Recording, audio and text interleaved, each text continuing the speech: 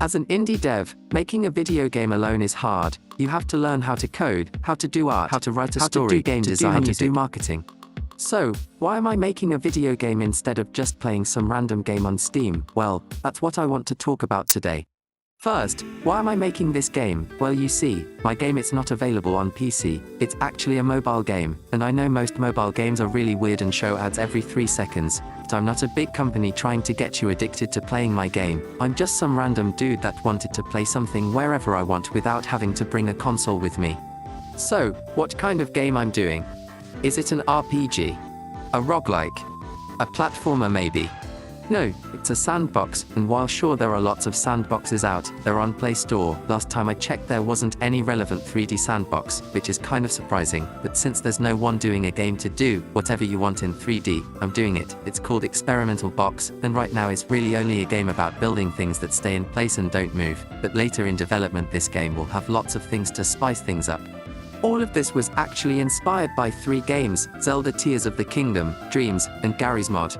Out of these 3 tiers definitively had the most influence on me to start working on this, but that doesn't mean the other games didn't influence the game's design choices. Tears was the game who made me think, this game is running on a handheld from 8 years ago, and aside from making me feel old, that also made me think that maybe mobile devices today are very capable of running a 3D sandbox without too many performance issues, and it was true. None of the device I've tested this game on had any FPS drops during gameplay, so it is possible.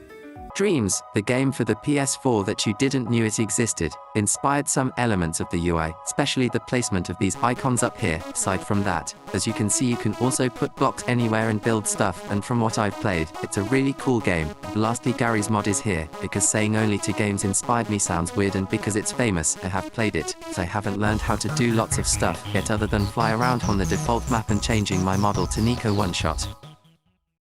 When I started making the game I actually wanted to make something with a story, but later I realized it was too much work for me and I would never actually finish doing that. So instead I just decided to focus on doing a world, give the player some tools, and making a game only about building stuff and experimenting with what the game has to offer. This game is very special for me and I would highly appreciate if you subscribe to check this game when its demo gets released. I'm your average indie dev, and thanks for listening.